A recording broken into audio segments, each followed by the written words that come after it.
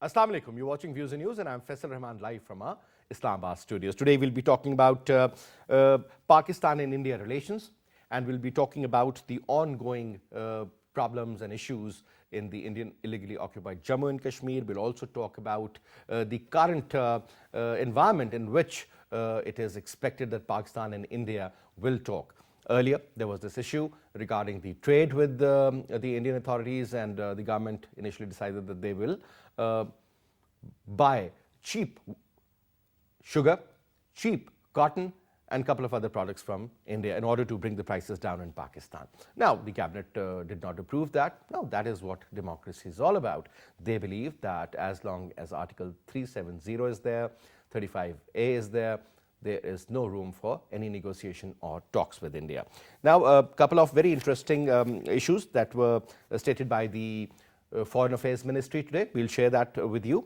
It says that Pakistan has never shied away from talks with India, and it is India which vitiated the environment through its illegal and unilateral actions of 5th August 2019 in the illegally occupied Jammu and Kashmir. This was about the abrogation of Article 370 and 35A, stated by the Foreign Office spokesperson Zahid Hafiz Saab. He further says that there is no change in Pakistan's position regarding Jammu and Kashmir dispute. The resolution of Kashmir dispute is a key to move forward, and its resolution is imperative for durable peace and stability in the region. Further says that Pakistan strongly condemns the unabated extrajudicial killings of innocent Kashmiris in fake encounters and staged cordon and search operation in the illegally occupied Jammu and Kashmir. And mind you, today, 3 freedom fighters were killed by the Indian forces. Then US State Department's annual report on human rights identified unlawful, arbitrary, and extrajudicial killing and disappearances as major issues in India. The report covers incidents reported in 2020, highlighted 32 extrajudicial killings in the first half of the 2020 in the Indian-occupied Jammu and Kashmir.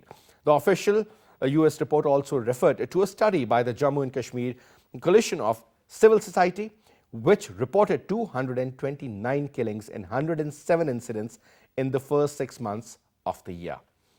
Indian authorities used a public safety law to detain local politicians in Indian-occupied Jammu and Kashmir without trial.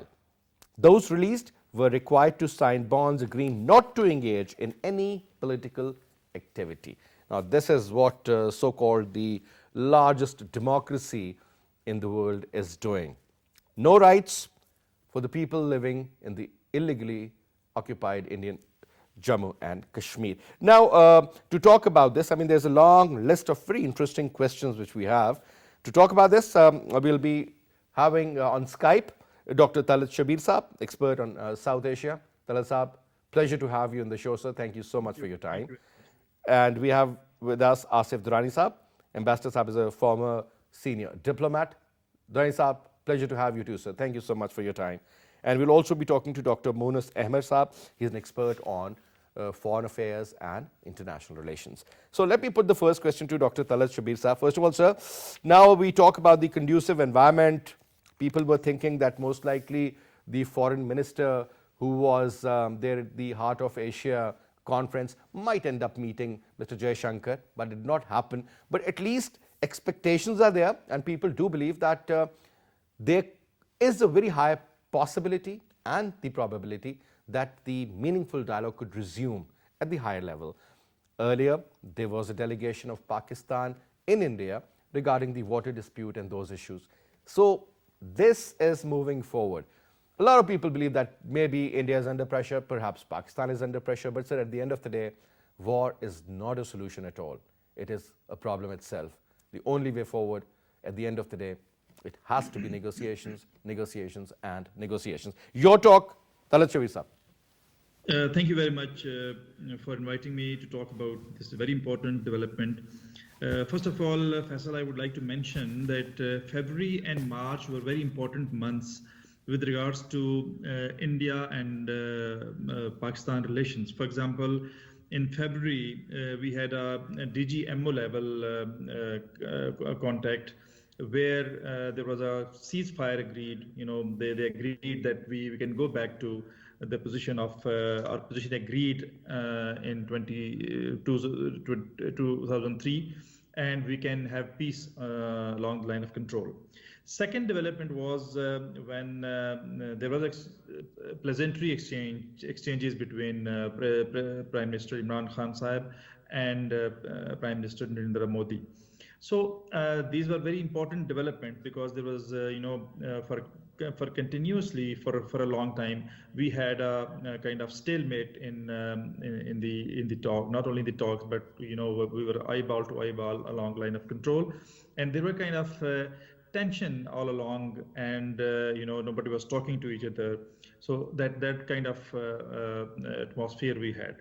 So these are important developments. And why these are important developments? Because some people, view this as some kind of change, maybe in Washington, and because of that change, there's some compromise going on between the two countries. And there are many other views coming up from various scholars who look at this region with regards to Pakistan and India, because it's very hot region because of these two countries. Now, when we talk of peace, one view that I have about Kashmir issue is that whenever India gets to buy time, the issue gets more complex. The more you give time to India, more issue is complex. For example, now, in my opinion, because of human rights violation, unprecedented human rights violation, India was under a lot of pressure. The current American administration, when they were, contesting they were electioneering for the office, they were mentioning about human rights violation in their election campaigns, and they were actually trying to tell the world that they are aware of what is happening in Kashmir. They are aware of unlawful, unconstitutional measures taken by Indian government in the occupied Kashmir. So there was kind of pressure on India. Now, when we talk of peace, of course, anybody who I personally, I'm not for war. I am for peace, but that peace has to be negotiated on terms that they can bring out some kind of results. Now, in my opinion, if India has agreed to these peace terms, or there's some kind of backdoor diplomacy going on to come to this stage, it is not going to fetch us any results, because India just buys time. India just diverts attention of the world. India just buys time to tell the world, look, we are also a peaceful country. We're looking for peace. And when we say we are looking for peace, it is taken as some act of cowardice, maybe, or some compromises. And so I think peace has to be negotiated in a manner that it should be visible. And now, coming to the atrocities being committed in Kashmir, three more freedom fighters were killed today in a fake encounter. I was just consulting the kind of atrocities India committed. If you just after BJP took over, we had about 2,000 killings. I'm just telling you the BJP time. And there are about 32,000 tortured and cases of injuries, and 33,000 civilian arrests, nearly 4,000 arson incidents took place, and around 1,100 women were raped and molested. So look at this number, and this number is during the time of Prime Minister Modi. So the world has to look at this issue from human rights perspective, and has to get alive to it, get alert to this kind of problem. And this peace, I think this a step in the right direction. The peace should be meaningful. It should be meaningful, and should be based on good intentions. So if you look at the history of the peace processes that were carried out in the past between these two countries, in my perception, it was always a kind of ploy that India employed to gain time, and complex the issue. All right, Dr. Saab, I'll get back to you on that. Let me also engage Ambassador Durrani Saab. Durrani Saab, interestingly, whenever we talk about peace talks or negotiations with the Indians, a lot of issues do erupt. Unfortunately, and they end up in no result. Rather, perhaps 2 steps backwards, that's what I would say. Now, sir, there was this report by the US State Department, and it's an annual report on the human rights, and very categorically they have identified unlawful, arbitrary and extrajudicial killings and disappearances as major issues in India. I want you to throw light on that, sir. At least something has been recognized by the Western world. And this report, I guess, holds a lot of value. Your take, sir. I think I shouldn't, I'm not so optimistic about that report, because the same report also talks about occupied Kashmir has been. And so in that way, US gives a quasi recognition to the actions taken by the Modi government. That is from the human rights perspective. Whatever report the United States has done, its State Department has done. So, and that, as far as human rights violations are concerned, so UN Human Rights Commission's reports since 2017 onwards are very much there. In fact, UN Human Rights Commission has demanded probe through the review processes in the Indian occupied Kashmir, which India refuses, which India does not allow the inquiry commission to go there. So United States, they will run with the hare and hunt with the hound. On human rights, they are likely to criticize the Indian government, but at the same time, United States is now a strategic partner of India. We should not forget this fact. Whatever has happened, and your question with regard to overall scenario, we should not give too much, in fact, points to whatever has been agreed to after the ceasefire. It serves both. For Pakistan, the ceasefire serves because if Pakistan has to respond, so on the other side are the Kashmiris, and then Pakistan would be at a loss to hit back because those are Kashmiris, and that is Pakistan's loss. For Indians, firing at Azad Kashmir is not a loss, because they are, in fact, they want to inflict losses on Pakistan, on the Kashmiris, which they are doing. They are doing it in the Indian sector. Coming back to US report again, US have been doing that in the past as well. So what has happened to India? Nothing. And mind you, don't forget that India and the US, or during the past 2 decades, have come so closer that in 2002, United States sale of arms to India was 0. And in 2020, it reached to $20 billion. And it is rising, and it's rising exponentially. So the human rights have no value when it comes to real politics. And with real politics, when you talk about, so now India-US bilateral trade is $150 billion. So we should not have any illusions about United States State Department's report on human rights. And interestingly, yes, sir, when we talk about that bilateral trade, for some reason it's in the Indian favor. Just look at the kind of influence they have, and this is what Trump wanted to wear. You know, he really wanted to clear and wanted to make it in favor of the United States of America. Now, sir, Ambassador, one more quick comment, and that is regarding the kind of emotions the Pakistani nation had. I mean, they believe that since Prime Minister Narendra Modi, you know, tweeted and also messaged the Prime Minister regarding his health because he was suffering from corona.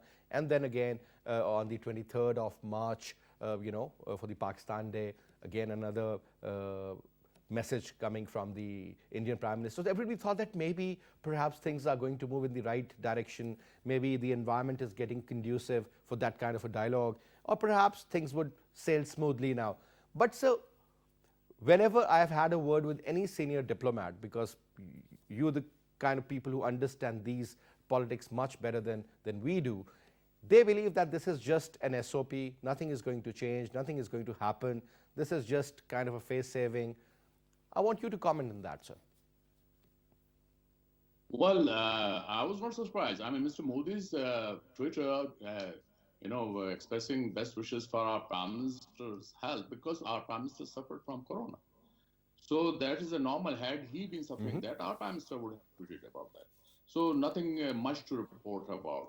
As regards Mr. Modi's letter itself on Pakistan Day, then you should read a very clear message in Mr. Modi's letter when he talks about the improvement of relationship. So he says that it should be in an atmosphere which is devoid of terror. So the question is, they repeated their mantra. So there has not been a single change as far as India's policy is concerned. We had Islamabad security dialogue. In there, Prime Minister Imran Khan talked about peace. The COS talked about peace.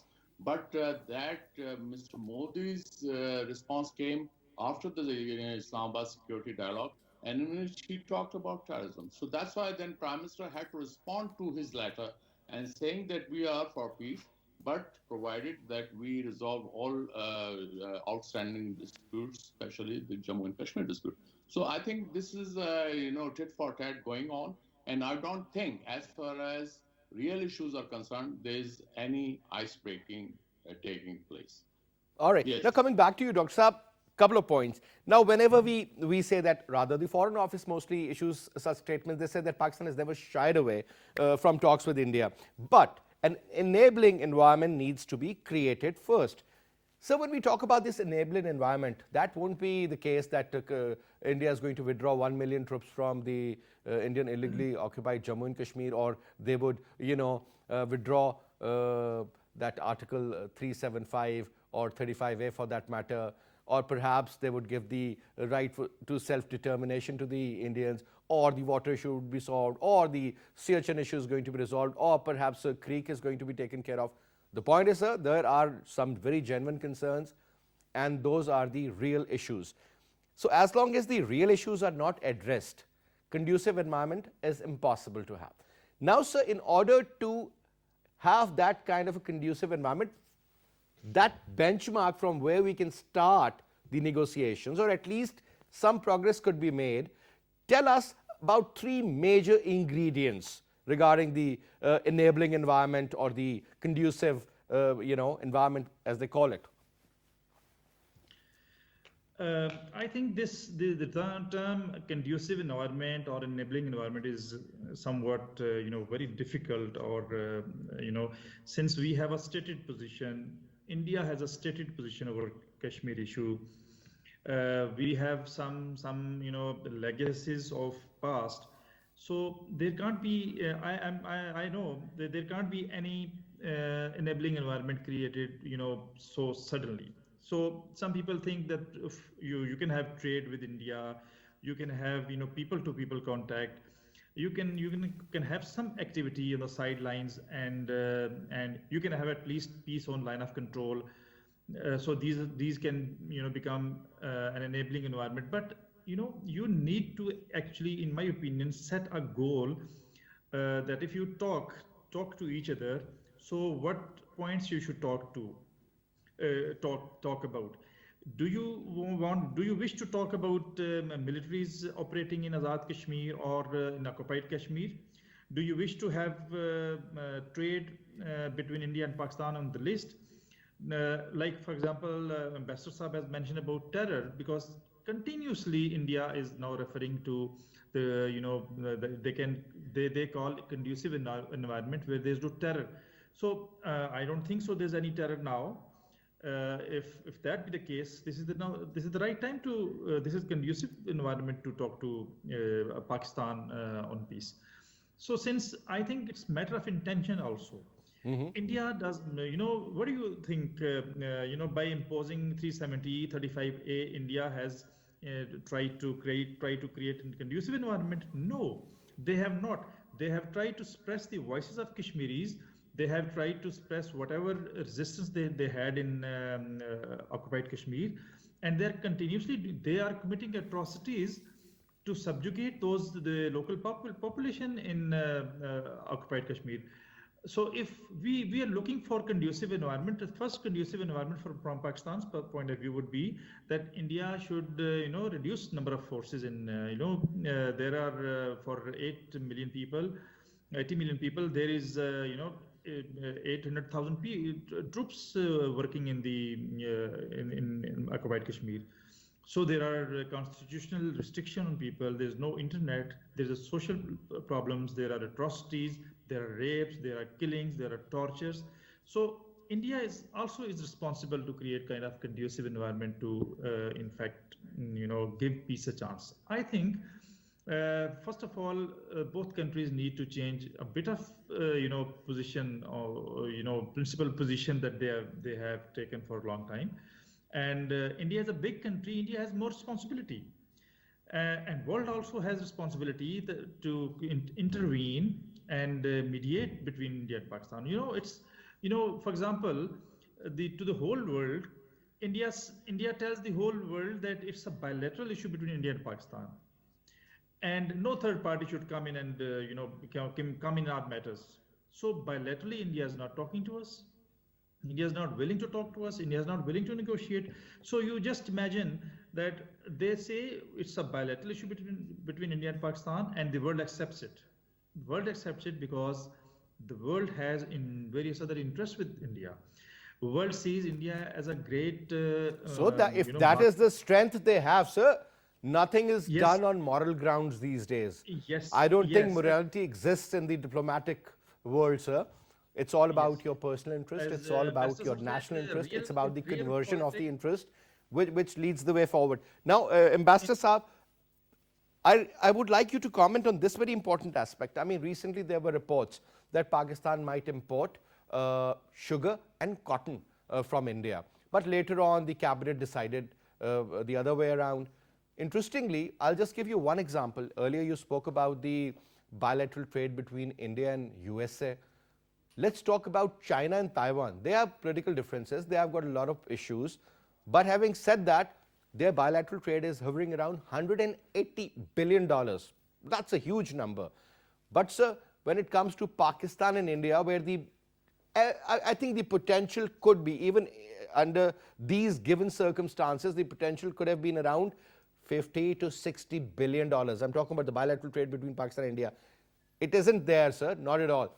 But the moment we decided to purchase, sir, there were a lot of voices coming from the opposition and from a couple of other sources as well, that this is not possible, they should not do that. Don't you think that politics on one side, trade on one side, that's how you need to move forward? The moment there's going to be a lot of conversions of interest, obviously, sir, things would be different. There's going to be a lot of pressure on both the sides, and maybe trade is the way forward. Your take, sir. Yeah, thank you, Farooq. I think let's be clear about China, and that's absolutely a different ball game. China considers Taiwan as its part of China, so that is different, and it's only been sustained and supported by the United States. But even then, China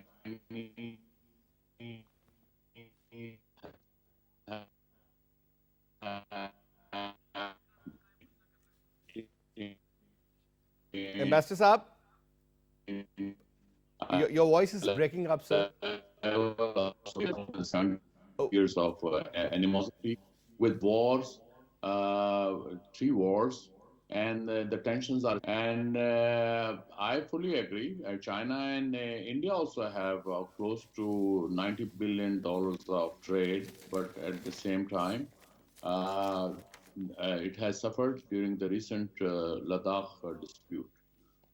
So in that respect, I think that is there. But when Pakistan, Economic Coordination Committee decided to go for import of sugar and cotton, I think that was a decision taken on the economic grounds without taking into account the political sensitivities on the ground. So I think cabinet then took the rational decision Criticism apart, whether from the opposition from others, the question stage was not right to import such items in such a short span of time when there is even no hope of resumption of dialogue between the two countries. So, in that respect, the debate that we should separate economic issues and trade from politics, somehow I'm afraid even trade is part of the politics. It is not the other way around. Now look at the Chinese and American trade which is going on. Actually, it is a trade war turned into a kind of a Cold War. Correct. So I think we should be clear about that. Yes. But Yes, sir, when you Tarun. talk about America and China, they're two of the biggest economies. Pakistan isn't that big, but sir, at least we can do so much. I mean, when we talk about the regional trade, or for example, whether you talk about SARC, the kind of potential it has, but unfortunately, everybody blames India and Pakistan for that. If you ask the other countries, and perhaps India more. You talk about other regional trade organizations, sir. Nothing is happening because of the confrontation between these two countries.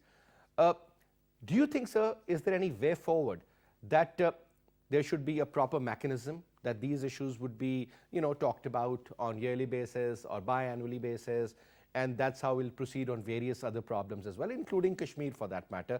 But having said that, the representatives, the business community, the traders, the people should meet and meet often, and there are so many avenues where they can do wonders, and that would be one way forward, sir, where Pakistan can really export, Pakistan can import those products, or produce for that matter, which are much cheaper in India as compared to our country. Things would be better. But sir, unfortunately, whenever we talk about the Modi government, the word which pops up in our mind is fascist. It's RSS oriented, it's Hindutva mindset. That is something which isn't acceptable. It cannot be digested. Don't you think that the religious kind of elements are overwhelming everything else? That should be the first thing that should be taken care of, especially in India. You're right. But at the same time, I mean, we should not forget that it takes two to tango. I mean, Indians cannot blame Pakistan for when they gave us the so-called MFNs, but it did not help Pakistan to increase its exports. Balanced out trade was in India's favor. Correct. Reason was because Indians were applying non-tariff barriers against Pakistani goods, and they would create a lot of problems, especially for the parachip. When you talk about the SAARC region, South Asian region, in that respect, again, every member of the SAARC is a neighbor of India. With Pakistan, it cannot be blamed that Pakistan had been creating troubles for other SAARC members. None of the SAARC members can say that. India wanted to monopolize, and they wanted to establish their hegemony. But that has not worked with Pakistan. It is not now even working with the All right. All right. also Ambassador Saab, your voice is again breaking up. So, are starting their emotions because all right. Sir, I'll get back to you on that, sir. But so here, it's not clear, sir. Unfortunately, I would like Dr. Saab to comment on the same point, sir. Dr. Talat. Okay, right. When we talk of the trade, I agree with Ambassador Saab that the trade between Taiwan and China, trade between America and China, trade between China and various other countries, trade between India and Pakistan, they have different dimensions. So you see, and the public opinion and sentiments of people also, they also matter when we decide such issues. For example, when we heard that there's some kind of trade being set up with the Indians again. So there is a lot of public pressure. There's a public opinion coming up that we should not. So there's a difference between trade between India and Pakistan and rest of the world. So this is kind of very strange, though some people who think of trade to carry on with the political issues, because certain other countries do, like for example China and India, they continue to have conflict, they continue to have frictions, but they continue to have trade also. But still, I would say that it's not, for Pakistan, India to carry out conflict alongside trade. It won't be possible, and of course, public opinion is such that it won't allow that. Second important thing that you mentioned was a religious factor in Indian politics. Modi government has actually destroyed and messed up the secular, structure of secular construct of India. And I know it's a welcome development for those who do not want to see India progressing as a secular country. But I think for India, it is going to be disastrous to have a society where all the minorities and majority factions or religious factions, they are in a kind of competition. They are in a kind of stress with each other. So that's very strange, very sad state of affairs in India. India in Modi's time is continuously subjugating minorities and there are problems that the minorities face in India. So I think, and the very important factor is Pakistan. When we talk of Indian elections, Pakistan is one of the top agenda. It is the top, top election campaigning slogan in politics. So when we come across that kind of attitude, I think we need to have some initiatives taken by the leadership of both countries, whereby you first of all at least become some kind of friends, where you can accommodate each other's identities. You can accommodate each other's That's not happening. That will never happen, sir. Accommodate like what? Yes. Your daggers drawn. I mean, they come and they claim that they're bombarded in your part of... That's why I think it's very important. First of all, there has to be introspection carried out by leadership of both the countries. For example, why I say, because India, Modi government does not have intention to do these peace ventures with Pakistan. They do not have good intentions for these ventures.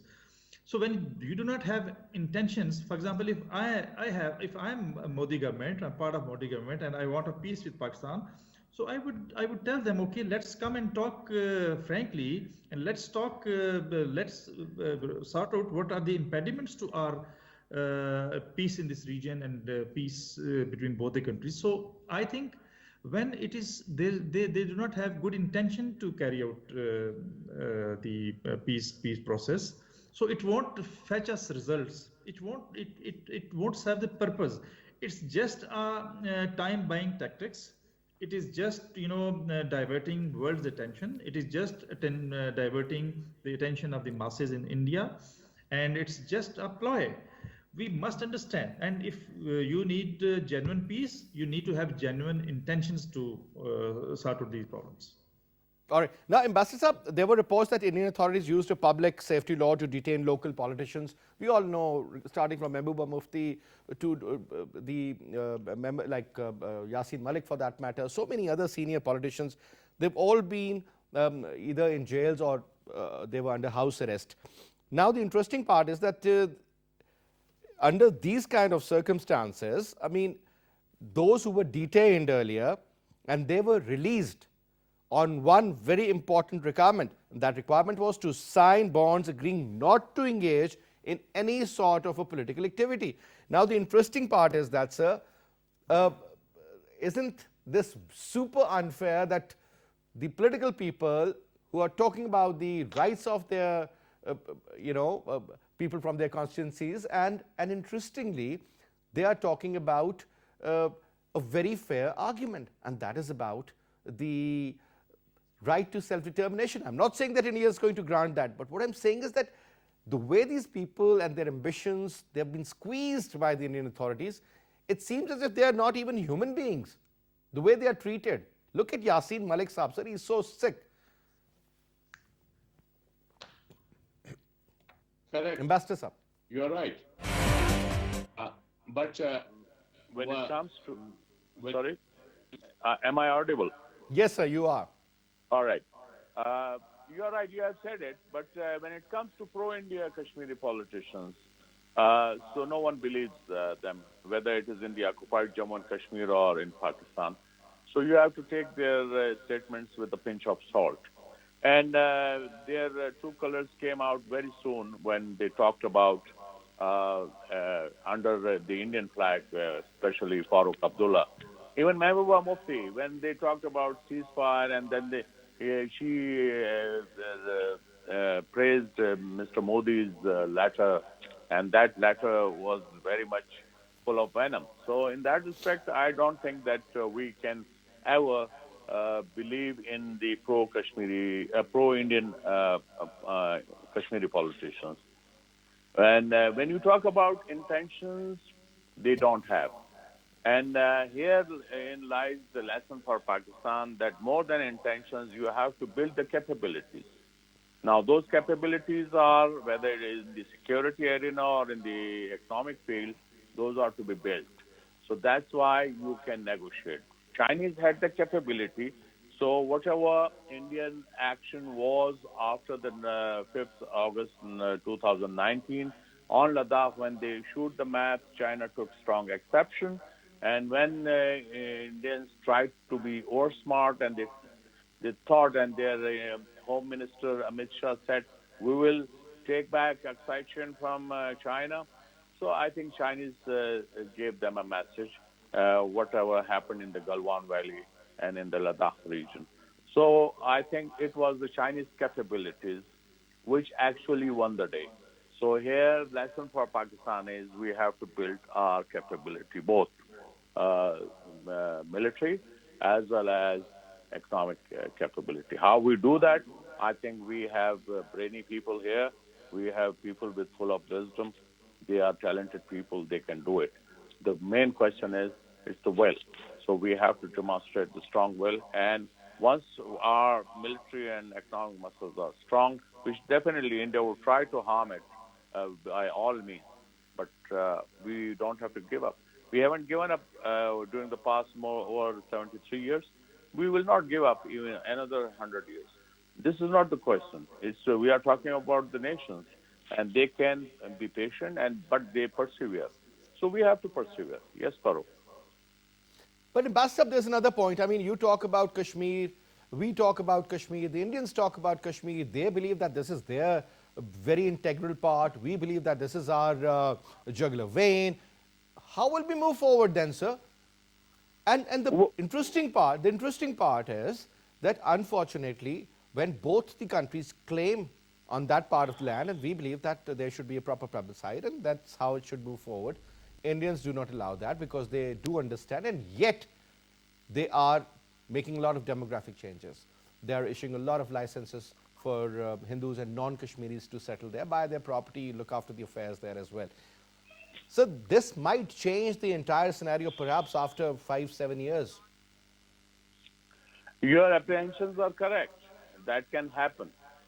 So I think people should not be found sleeping or should not be taken off guard. So I think that's the cause for concern, and remedial measures are to be taken. I mean, history is replete with so many other examples. Even this region of South Asia had it changed many times. I mean, the territories change hands. So, but the main question is how you persevere, how you keep on striking your point of view, and how you gather support for that. And for that to happen, I think we have to work hard. I mean, there's no other way or shortcut to that. Yes. All right. Now, we have also been joined in by Altaf Hussain Wani Saab, another Hurriyat leader. Assalamu alaikum, Wani Saab. Walaikum salam.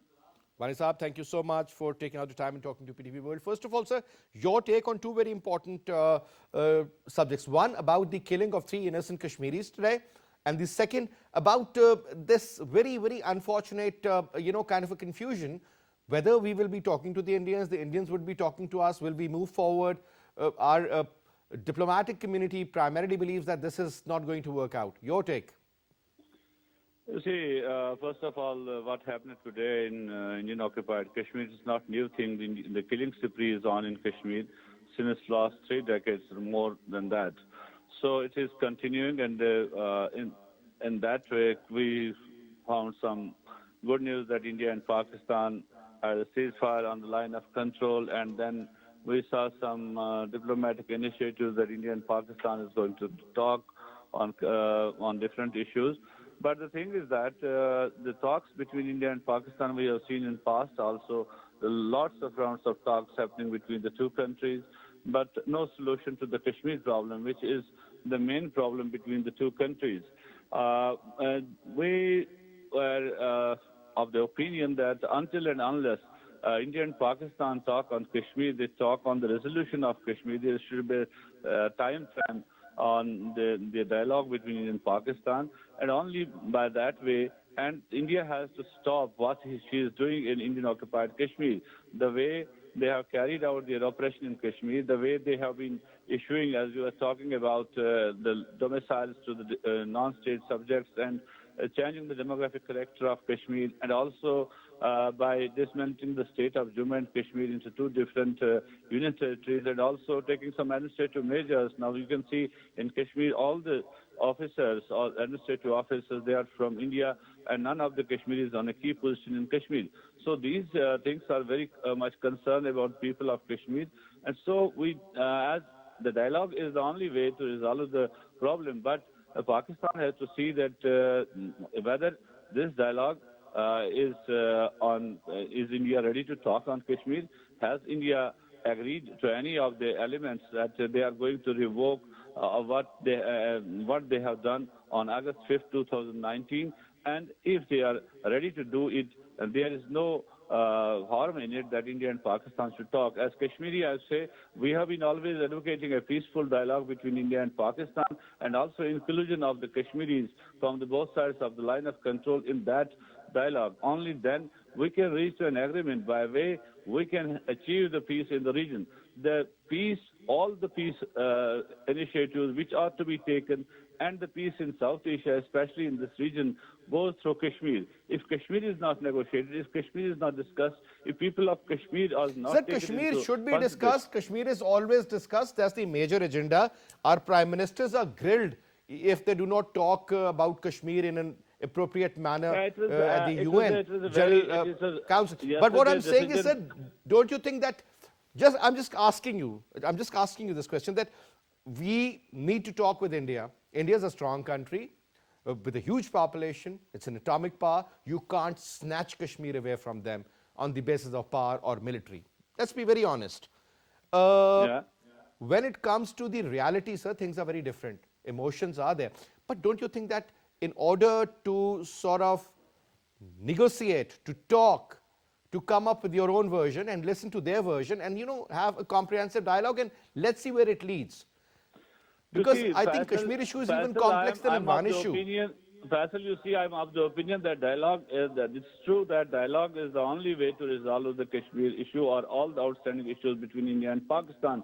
But what we have seen so far, that from composite dialogue, when Kashmir was included in it, and then it became a security dialogue, and then India will always talk of terror. And you can see the recent letter from the Indian Prime Minister, which he sent to the Prime Minister of Pakistan. They talked about terrorism because that was the hot-selling cake at that time. The response from Prime Minister of Pakistan was good, and the yesterday decision by Cabinet, I must appreciate the Cabinet of Pakistan, which took a decision yesterday that there will be no trade between India and Pakistan until India reverts its position of August 5th, 2019, what they did in Kashmir. So I see that we should talk. Talking to India is not a problem, but as a Kashmirians, we have been sacrificing for last 73 years, and we are continuing to sacrifice. And if we are not taken into confidence, if our view is not taken in any of the dialogue, so what for the dialogue? What is the fun of the dialogue? India and Pakistan have been talking. It's not just for the last 2 years they are not talking. They have been talking for last 73 years. But what they achieved when they did not include the people of Kashmir in the dialogue. So the need of the hour is that India has to realize it. And Pakistan has time and again said that Kashmiris should be included in the dialogue. India has always obfuscated that. So at this point of time, India will have to realize it. If they want any peace in this region, if they want any role in this region, they have to talk to the Pakistan. They have to talk to the people of Kashmir. They have to include to the people of Kashmir in the dialogue process. All right, people sir. Of Kashmir. Yeah. All right. Thank you so much, Wani Saab, for your comments. Ambassador, it was a pleasure having you. Dr. Saab, thank you so much for your contribution as well. And that's all we have for this hour. For this week, I'll see you inshallah on Monday at 8. Till then, you take good care. Khuda Hafiz.